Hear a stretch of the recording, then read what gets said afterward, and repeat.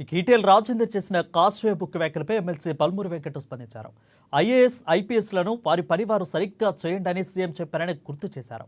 ఈటెల దాడిని కూడా తప్పుపడుతున్నారని మండిపడ్డారు. ఇక మీ చిట్టాలు, అక్రమాలు బయట పెడతాననే భయంతో మీరిలా మాట్లాడుతున్నారంటూ కూడా ప్రశ్నించారు. ఎంపీగా, మాజీ మంత్రిగా పనిచేసిన అనుభవం ఉన్న మీరు ఇలా మాట్లాడడం సరికాదని అన్నారు.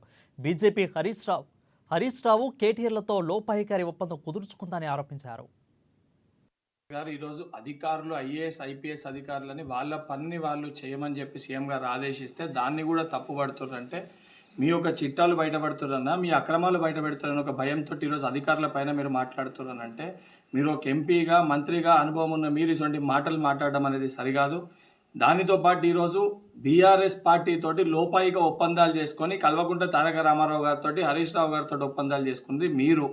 రేపు పొద్దున ఉద్దేశపూర్వకంగా బీజేపీ, బీఆర్ఎస్ పార్టీ, బీజేపీ రిస్తదార్ సమితి, బీజేపీ భారతీయ జనతా పార్టీ ఇద్దరు ఒకటే, మాట్లాడే మాటలు కూడా ఒకటే రకంగా ఉన్నాయి. బీఆర్ఎస్ పార్టీ నాయకురాలు కల్వకుంట్ల కవిత ఏమో పింక్ బుక్ అని చెప్పి మాట్లాడితే మీరేమో బయటకు వచ్చి కాషాయ బుక్లో లెక్కలు రాస్తామని చెప్పి మాట్లాడుతున్న సందర్భాల్లో మధ్యలో పింక్ బుక్ అని మాట్లాడినారు. అంటే ఇద్దరు లోపాయిక ఒప్పందాలు ఉన్నాయి కాబట్టి ఏ బుక్లో లెక్కలు రాస్తారో మీకే అర్థమవుతలే. లెక్కలు రాసేది ఉంటే మీ భూ అక్రమాలు, మీరు చేసిన అవినీతి దందాలు, వాళ్ళు చేసిన లిక్కర్ స్కామ్లు, మీరు దోచుకున్న ఏదైతే భూమిలో ఉంచి లెక్కలు రాలి, ఇవన్నీ లెక్కలు బయటకు వస్తాయి.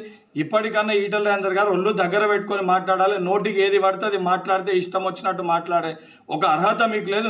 నిజంగా మీకు చిత్తశుద్ధి ఉంటే ఈ గ్రాడ్యుయేట్ ఎలక్షన్స్లో మీరు ఇస్తాన్న ఏదైతే సంవత్సరానికి 2 కోట్ల ఉద్యోగాలు, 10 సంవత్సరాల్లో 20 కోట్ల ఉద్యోగాలు, దాని లెక్కలు చెప్పురి. దానితో పాటు తెలంగాణకి రావాల్సిన వాటాని, హక్కుల్ని తీసుకొని వచ్చి తెలంగాణ రాష్ట్ర అభివృద్ధి కోసం మీరు చేసిన కృషి ఏంది, భారతీయ జనతా పార్టీ మీ యోగదానము, మీరు బాధ్యతతో ఏ రకంగా వ్యవహరించారో దానిపైన సమాధానాలు చెప్పి ఈ గ్రాడ్యుయేట్ ఎలక్షన్స్లో ఓట్లు అడగాలని చెప్పి ఈటెల రాజేందర్ గారిని హెచ్చరిస్తున్నా. ఈటెల రాజేందర్ గారు ఈరోజు అధికారులు, ఐఏఎస్ ఐపీఎస్ అధికారులని